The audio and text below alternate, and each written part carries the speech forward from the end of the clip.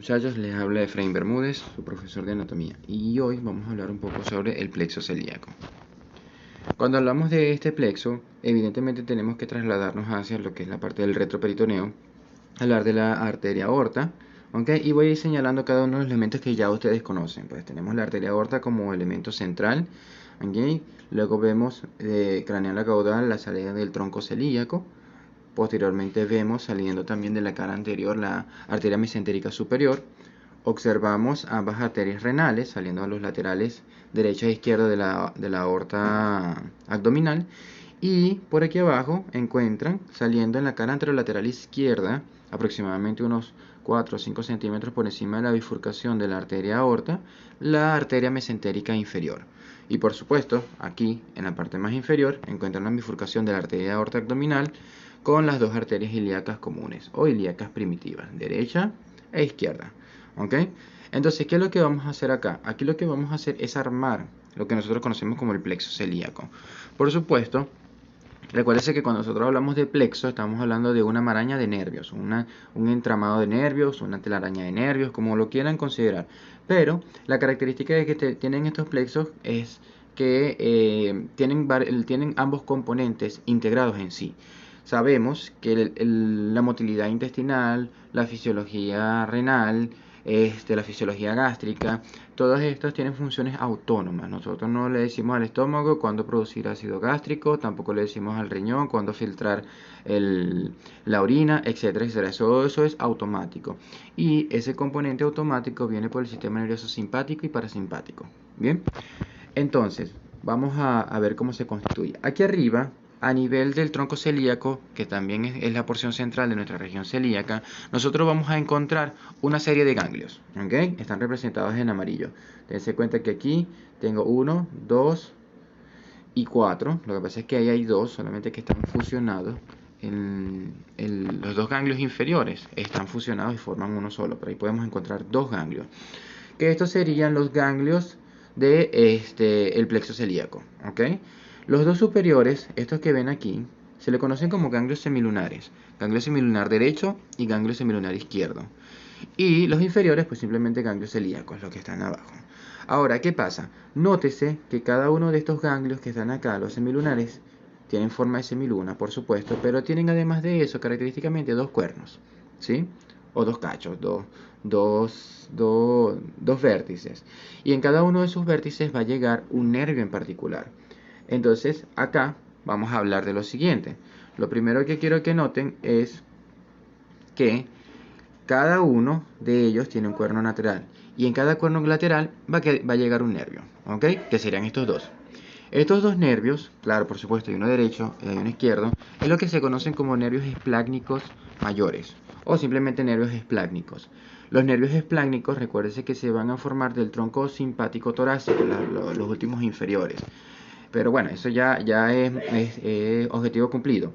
El punto es que esos nervios esplácnicos llegan a la región abdominal y alcanzan los cuernos laterales de los ganglios semilunares. Por supuesto, el derecho en el lado derecho, el izquierdo en el lado izquierdo. Bien, perfecto.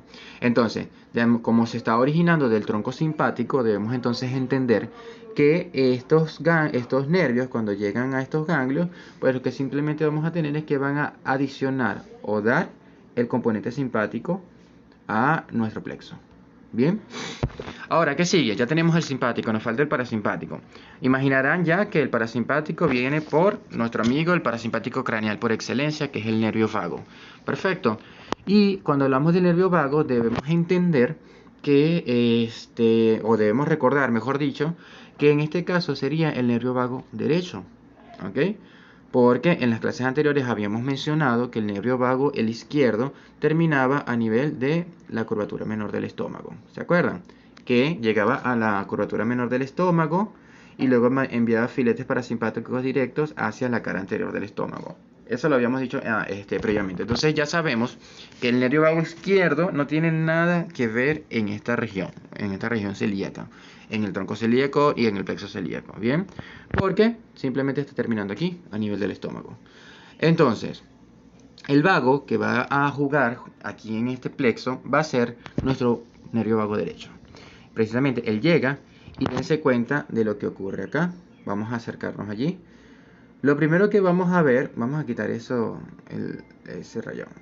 Lo primero que vamos a ver es que el nervio vago derecho va a terminar en el cuerno medial del ganglio semilunar del lado derecho.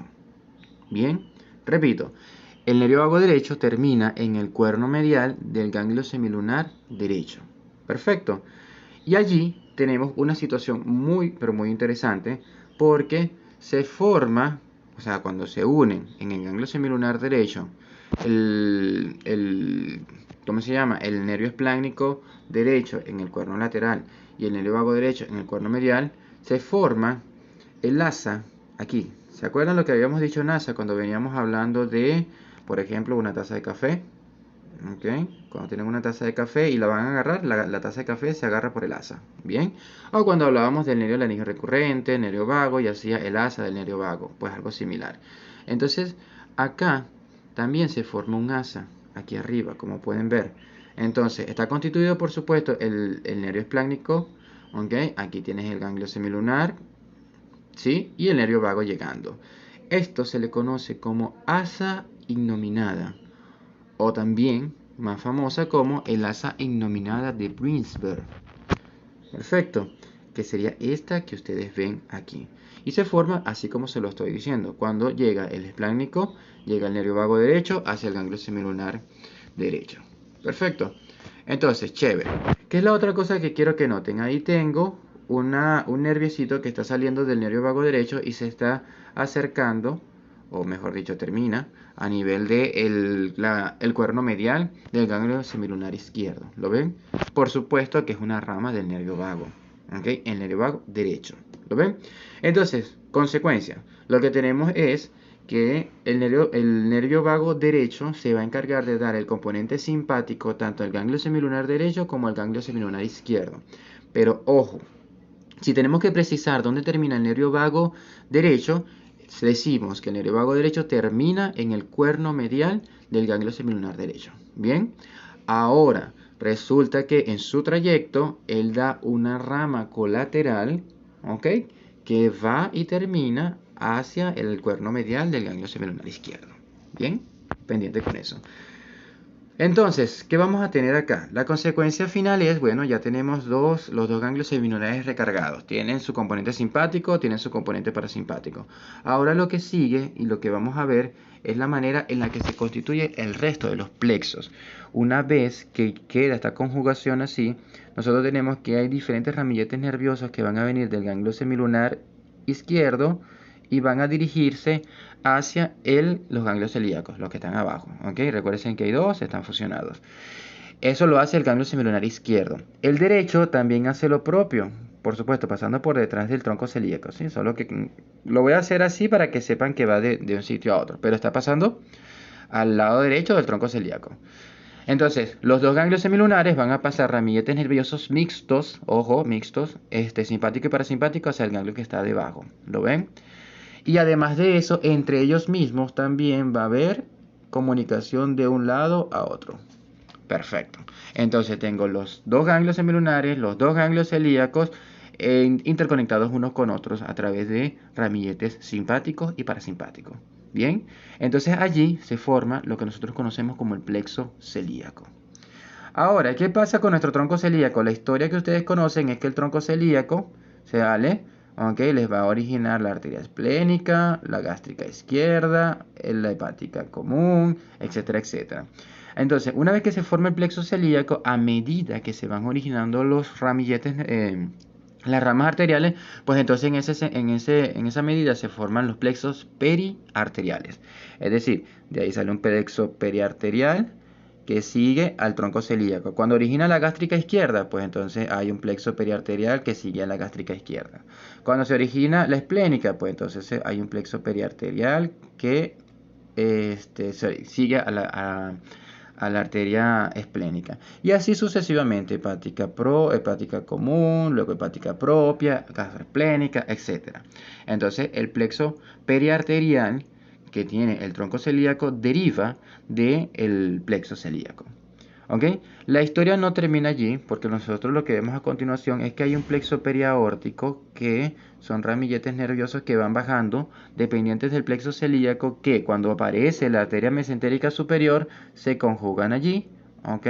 Es decir, llegan allí y aparece el ganglio, que sería el ganglio mesentérico superior.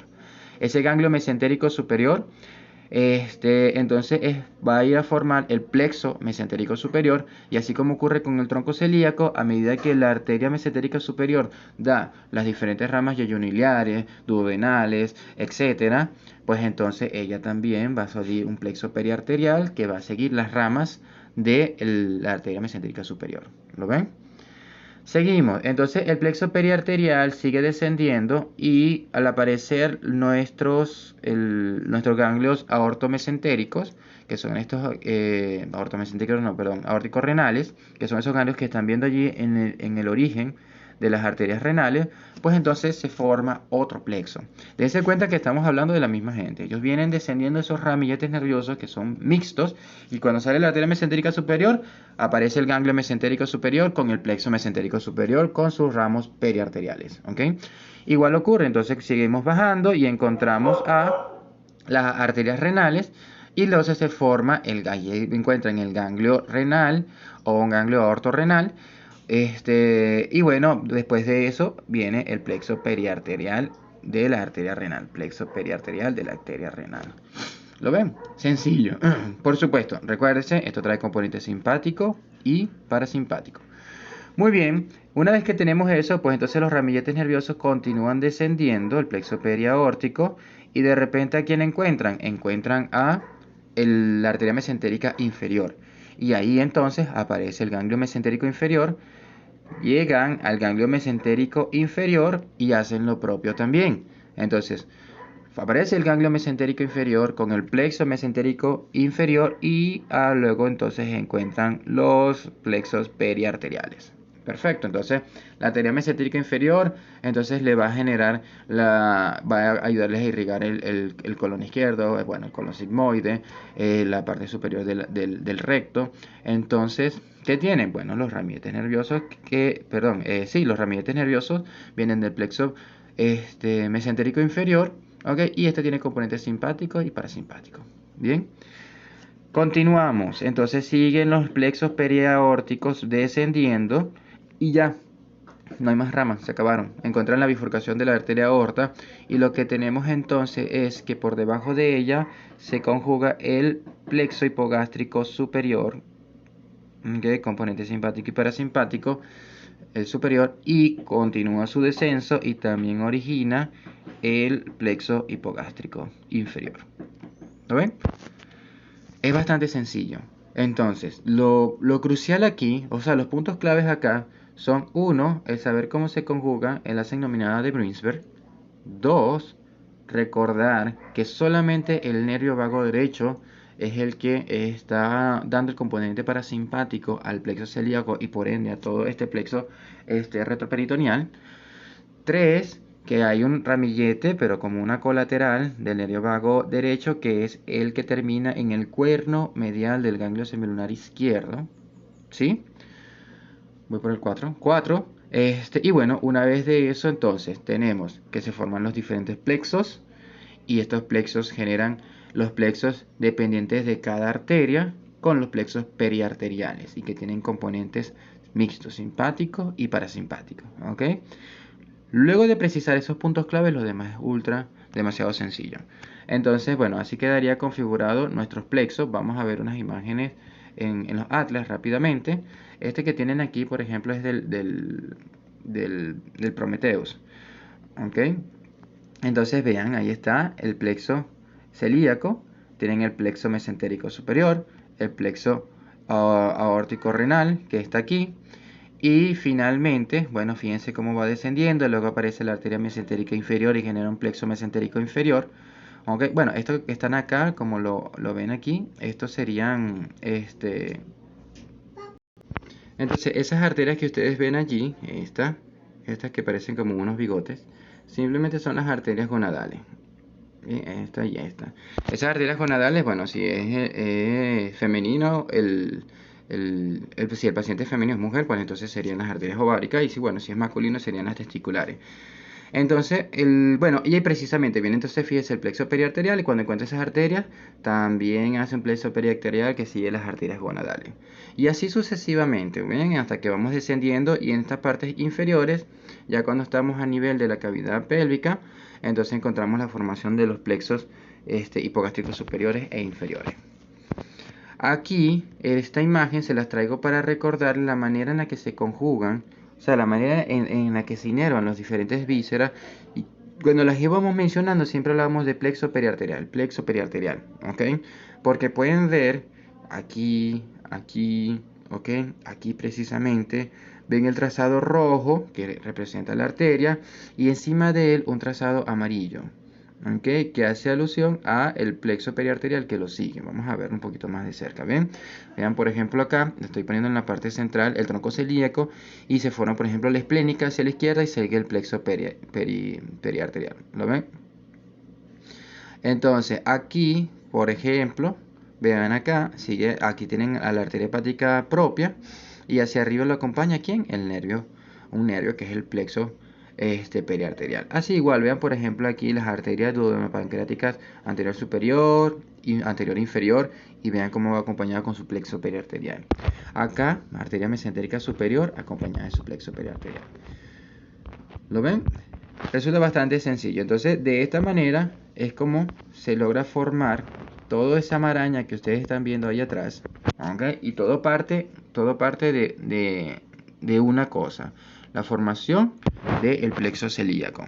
Recibe componente simpático, recibe componente parasimpático, y partiendo de allí, pues entonces se forman los demás plexos con sus componentes mixtos. Bueno, espero que les haya gustado. Cualquier cosa pueden escribirme. Estoy en contacto con ustedes. Saludos.